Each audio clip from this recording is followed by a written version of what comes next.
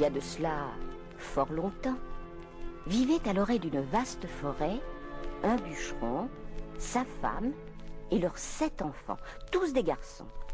L'aîné allait avoir 10 ans, le plus jeune en avait tout juste 7. Mais il était si petit, si menu, qu'on l'avait surnommé le Petit Poucet. Cependant, malgré sa petite taille, il était bien plus fin, plus avisé, plus intelligent que tous ses frères. Le père, un brave homme dur à la besogne, gagnait à peine de quoi nourrir sa famille. Une année, le travail vint à manquer. Il n'y eut plus d'argent à la maison. Et un soir, après avoir couché les enfants, le bûcheron dit à sa femme: Nos fils n'ont plus rien à manger. Il ne reste même pas un croûton de pain. Le seigneur du village te doit encore 10 écus. Et pourrait-il te payer? Il m'en a fait la promesse, mais les promesses, ça ne nourrit point. Mon Dieu, que vont devenir les petits? Je n'aurai pas le courage de les voir mourir de faim sous mes yeux. Demain, nous irons les perdre dans la forêt. Perdre nos enfants dans la forêt?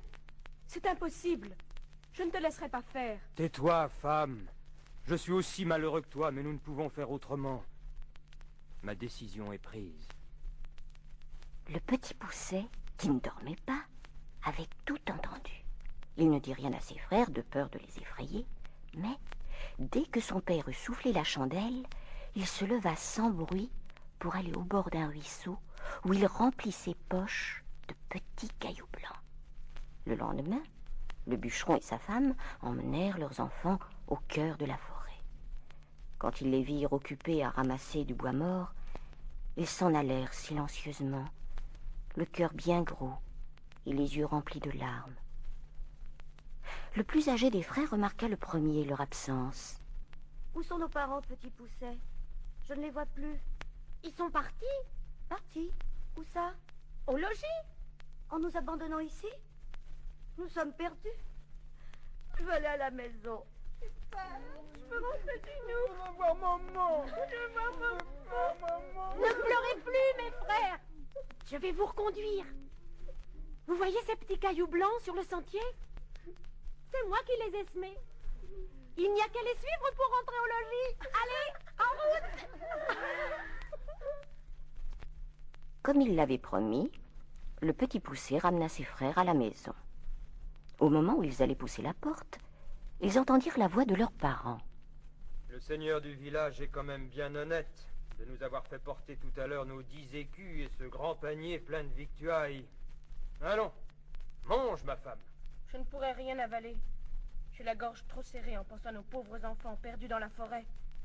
Allons vite les chercher. Tu es trop faible pour marcher maintenant. Mange d'abord un morceau. Nous nous mettrons en route ensuite. Non, partons sur l'heure. J'ai trop peur pour eux. Les loups les ont peut-être dévorés. Mes enfants, mes pauvres enfants, où êtes-vous? Nous voilà, maman!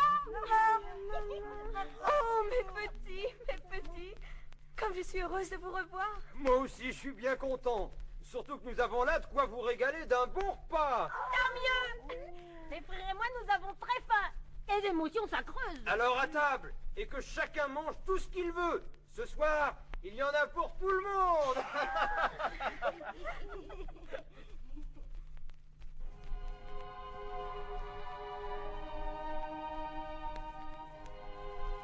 Hélas, bientôt la famine revint, obligeant le bûcheron et sa femme, accablés de chagrin, à se séparer de leurs enfants, qu'ils conduisirent au plus profond de la forêt, en un lieu si éloigné que nul ne s'y était jamais aventuré. Ce jour-là, le Petit Poucet n'avait en poche qu'un gros morceau de pain, dont il fit des miettes qu'il jeta derrière lui, en pensant qu'elles remplaceraient les petits cailloux blancs. Mais les oiseaux mangèrent les miettes, il ne put retrouver son chemin. Les garçons étaient bien affligés. Comme la nuit tombait, le Petit Poucet grimpa à un arbre et aperçut au loin une maison où brillait une lumière. Il y conduisit ses frères et heurta à la porte.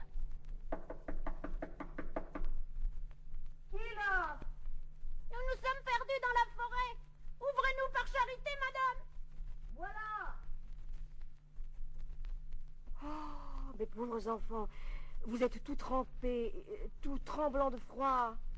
Pouvons-nous entrer, madame? Vous ne savez donc pas où vous êtes? Ici, c'est la maison de l'ogre, qui mange les petits enfants. Sauvez-vous vite, avant qu'il n'arrive. Si nous restons dans la forêt, les loups nous mangeront. Il vaut mieux que ce soit monsieur votre mari qui nous mange. Et peut-être qu'il aurait pitié de nous si vous vouliez bien l'en prier. Un ogre n'a pitié de personne. Mais entrez, mes enfants, je vais essayer de vous cacher. Fermez la porte et chauffez-vous devant la cheminée. Oh, il y a un mouton tout entier qui rôtit à la branche. C'est pour le souper de l'ogre. Il n'en fera qu'une bouchée. Ogre, ouvre-moi la porte. Mon Dieu, le voilà. Cachez-vous vite sous le lit et surtout, ne bougez pas. Apporte-moi un pichet de vin frais, femme, et sers-moi à souper. J'ai grand faim. Tout est prêt. Le mouton est cuit à point. C'est bien, femme. Mais on dirait que ça sent la viande fraîche ici. C'est le veau que vous mangerez demain à votre dîner. Ça sent la viande fraîche, te dis-je. Tiens, qu'y a-t-il donc sous ce lit? Par ma barbe, 7 petits garçons. Excusez-nous si nous partons, monsieur l'ogre, mais nos parents nous attendent. Pas si vite, chérubin. Femme, va donc me chercher mon grand couteau. Qu'allez-vous faire alors qu'il est? N'aurez-vous pas assez de temps demain? Tais-toi, femme, et obéis. Mais vous avez encore ici un veau, 2 moutons et la moitié d'un cochon. Par ma foi, tu as raison, femme. Donne-leur bien à souper afin qu'ils ne maigrissent point. Et va les mener coucher. Je m'occuperai d'eux plus tard.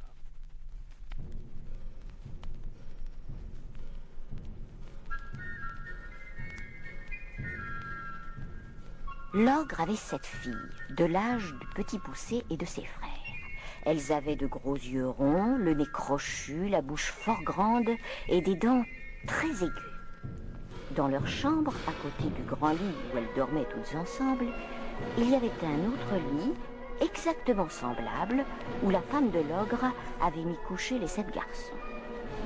Le Petit Poucet, qui craignait le retour de l'ogre et cherchait un moyen de lui échapper, s'aperçut que des couronnes d'or reposaient sur la tête des petites ogresses, tandis que ses frères et lui-même portaient des bonnets en laine. Se levant sans bruit, il prit doucement les 7 couronnes qu'il posa sur la tête de ses frères et sur la sienne, puis il coiffa les petites ogresses des 7 bonnets de laine et retourna se coucher. Au milieu de la nuit, l'ogre entra dans la chambre. Il s'approcha du lit où dormaient les garçons, tâtonna et sentit les couronnes d'or. Par ma barbe, mais c'est le lit de mes filles? J'allais faire du bel ouvrage. Les petits gaillards sont donc dans l'autre lit. Voyons un peu. Oui, je sens leur bonnet de laine. Il n'y a plus de doute. Cette fois-ci, je les tiens. Quand l'ogre sortit de la chambre un peu plus tard, le Petit Poucet réveilla ses frères, les fit s'habiller en hâte et leur dit de le suivre. Ils se glissèrent doucement dans le jardin, sautèrent par-dessus le mur et s'enfuirent dans la nuit en courant à toutes jambes. Le lendemain matin, en entrant dans la chambre de ses filles, la femme de l'ogre poussa un grand cri qui fit accourir son mari. Pourquoi as-tu crié, femme? Misérable, regarde ce que tu as fait à nos petites filles. Oh! Oh! C'est la faute de ces 7 petits gredins. Ils me le paieront. Donne-moi mes bottes de 7 lieues, que je les rattrape sur l'heure. Le Petit Poucet et ses frères ne se trouvaient qu'à 200 pas du logis paternel quand ils virent apparaître l'ogre.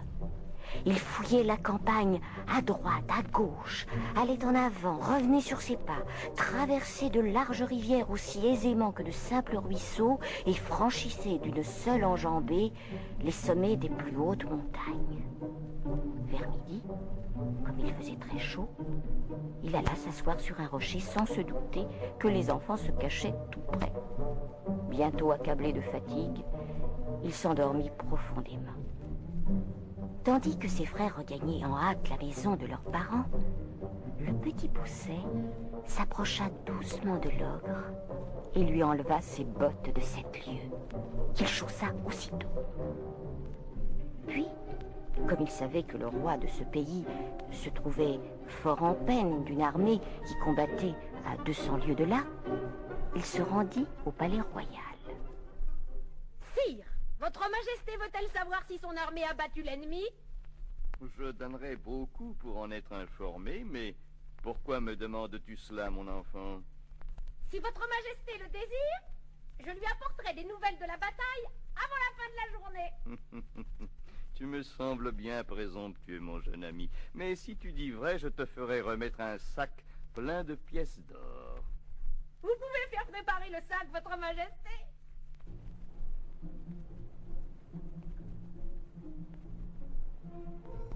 Grâce à ses bottes de 7 lieues, le petit Poucet rapporta des nouvelles le soir même. L'armée du roi était victorieuse. Le monarque était si content qu'il nomma le petit Poucet premier courrier de son royaume et le paya fort cher. Au bout de quelques années, ayant amassé beaucoup d'argent, le petit Poucet fit venir sa famille à la cour. Ses frères épousèrent de riches jeunes filles et ses parents vécurent auprès de lui, heureux et comblés, jusqu'à la fin de leurs jours.